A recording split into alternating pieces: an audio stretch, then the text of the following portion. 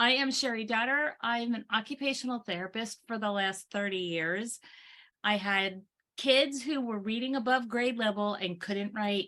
Not only was it happening at home, it was happening with my clients. And I started reflecting upon myself and realized, oh my, that's me too. So needed to figure out how to help myself in the process, help my kids and help my students that had this unique thing where they could read and couldn't write. And I realized that not only is what I'm teaching the kids who can read, kids who can't read also are benefiting. And then I met Miss Jonily, and she brought my light to math as well. I'm going to let Jonily introduce herself. Yeah, so Jonily Zupancic. I am from Ohio and math teacher by trade, was with a school district for 15 years. And for the past 9-ish years, I've been a math coach and consultant for Minds on Math.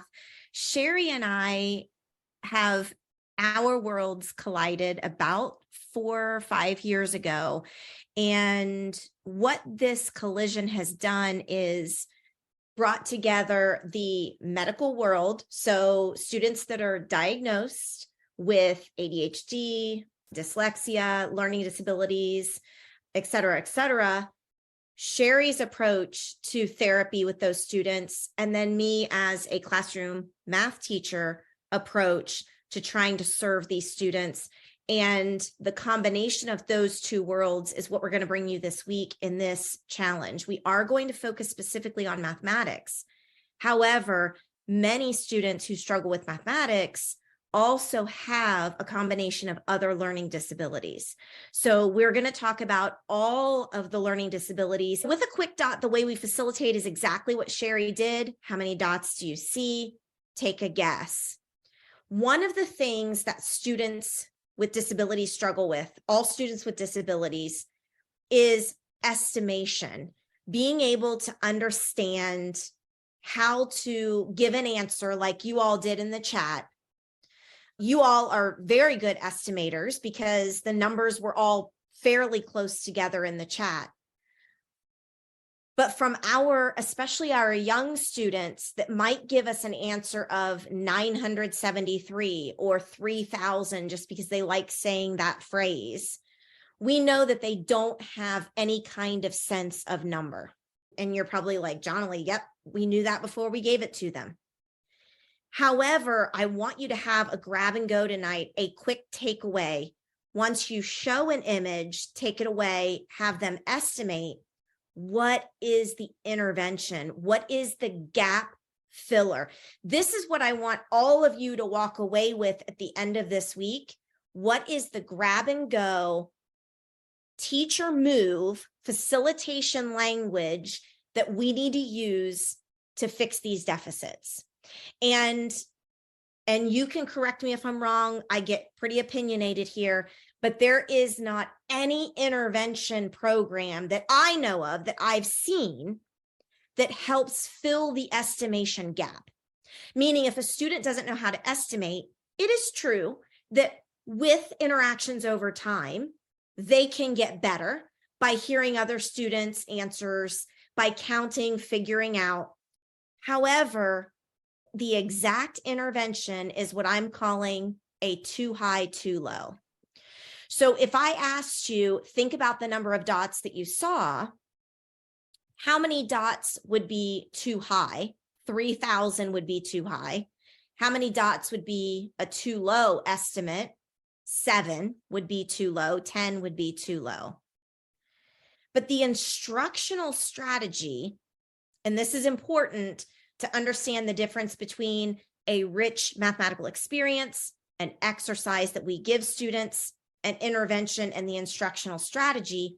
But the exact instructional strategy on how I facilitate getting better at estimation is not just with the too high, too low, but what I call a risky too high and a risky too low. So let me have you put in the chat right now, what would be a risky too high for the purple dot image that you saw? A number that would be too high, but not too high that it might actually be pretty close to how many dots there actually are. Go ahead and type. That's excellent. This is excellent.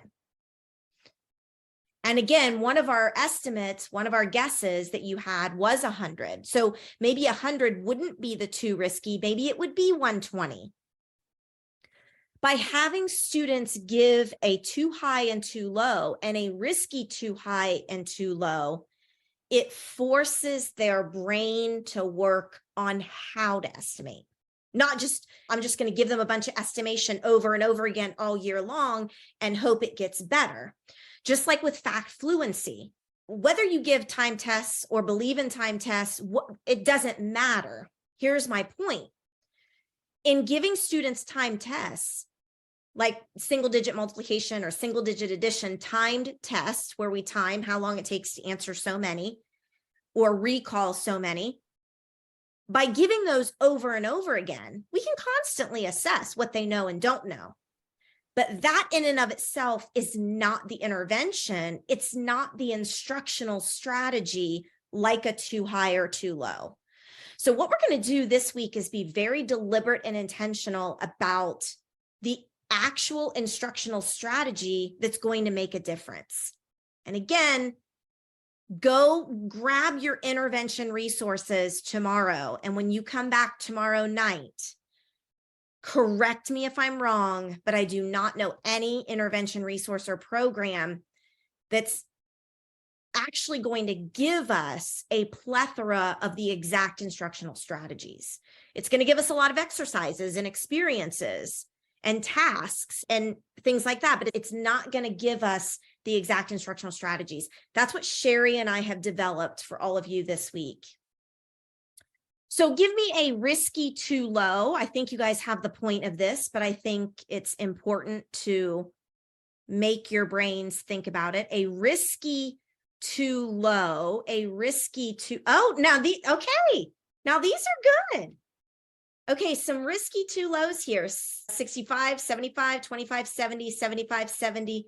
These are pretty risky, my friends. Okay, I like them. I like the risky too lows. These are really excellent.